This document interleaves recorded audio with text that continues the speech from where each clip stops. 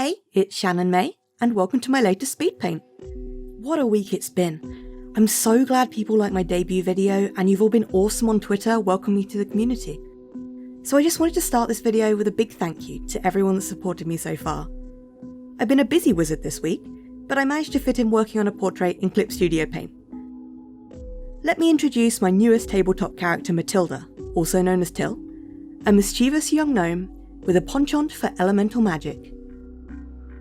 She spent her life being coddled by her mothers, scared that she'll cause problems with her erratic magics. A bit like Elsa from Frozen now I think about it. Gnomesa? Nah, maybe a bit too on the nose. When our story begins, 𝗙cie's mums are away on business. And while the parents are away, the tiny sorcerer will play. I wanted her to be a little cheeky, and give her a definite I have some growing to do vibes. Hopefully she'll do some growing up during the campaign.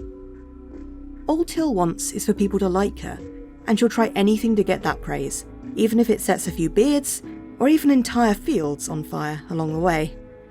It really helped to pin down her concept before starting the artwork. Some mischief, a friendly demeanour, and a little bit of longing for normality. Moving on to the art itself. When I was sketching, I wanted to keep the rounded, organic shapes. Some of my key references were looking at traditional garden gnomes, because I loved their rosy little cheeks, but I decided to go further away from the traditional gnome in the end, and move closer to hobbits from Lord of the Rings and D&D gnomes. There are also some classical and cherubic influences going on, especially when I get to the colouring stage, though as you can see I did everything in grayscale first, before I even started thinking about colour, which is really useful for checking values and making sure your figure stands out from your background.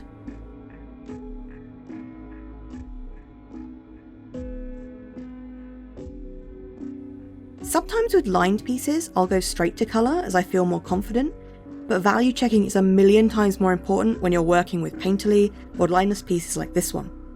I know I have a tendency to overblur too, and this helps to cover that weakness by making sure I can see and maintain sharper value contrasts.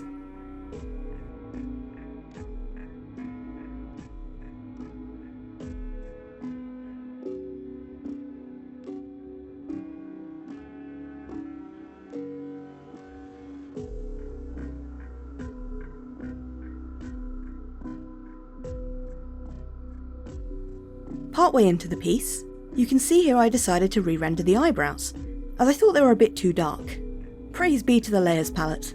I like to combine my layers as I go along to get more of a painting on canvas feeling when I'm doing lineless art, and I'm honestly just glad I hadn't combined everything yet, as it made this change so much easier. I do some more general shaping tweaks here. You can't see because of 𝗙cie𝗹𝗹paint's recording process, but I flipped the canvas a bunch during this phase, and I highly recommend you do so at every stage of your drawing. This is the part where I start rendering out the fabric. As I'm going for something loose, the positioning of the folds was quite freeform. I laid down a base of lines where I wanted fabric to fold, and then used the watercolour tool to work up shadows and highlights. There's still a bit of shading overhanging, but I'll clean that up later. I just wanted to get down a better idea of the light and shadow at this point.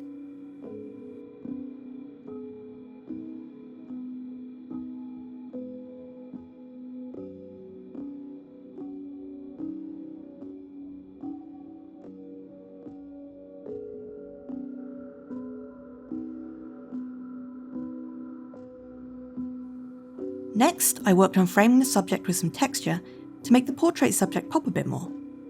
Arguably, I should have done this earlier, but I wasn't 100% sure of my values at the time, so it works just as well here. It's usually best to use lighter values around your subject, as it draws in the eye. You can also see I used darker values around the edge of the canvas, which gives it a vignette effect.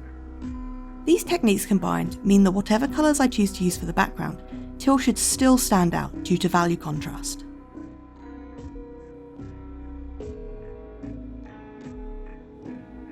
Hand detailing isn't something I'm well versed in, so I took a lot of reference pictures here of my own hands for this one, and you'll see me finish off the hair detailing here too. I have several hairbrushes of different thicknesses and progressively apply detail with each one. So I could paint in every hair strand by strand, but my gosh, that would take forever, so I'll pop some CSP links in the comments below. They could help you save some time too.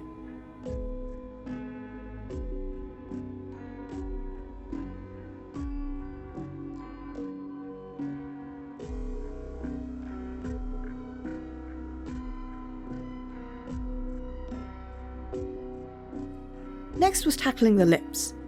When I was younger, my drawings had either straight line mouths or what I like to call fish lip syndrome. Not a pretty sight, so I tend to leave lips till quite late in my drawing process. I'm a big fan of glamorous red lips, but I didn't want them to be overstated and glossy this time, as Till lives on a high fantasy potato farm, so I'm really not sure where she'd get hold of lip gloss.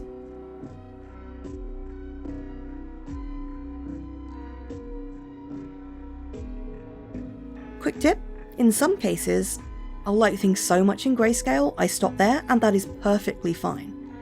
I considered this with Till, but after some more thought I decided her rosy cheeks were an important enough feature of her face that I wanted to render it out, so I cracked on with colouring. I set my grayscale shading layer to soft light, and then I put the base colours underneath it. I find this gives me better results than using just multiply layers, and I can always put additional multiply, dodge and overlay layers on top to put in extra colour pops, like her red cheeks or the highlights in her hair.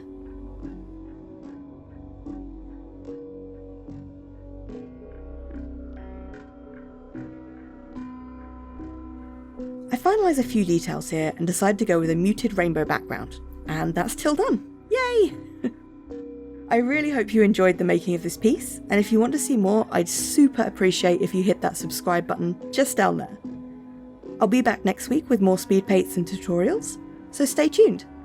As always, it's been a pleasure, but goodbye for now.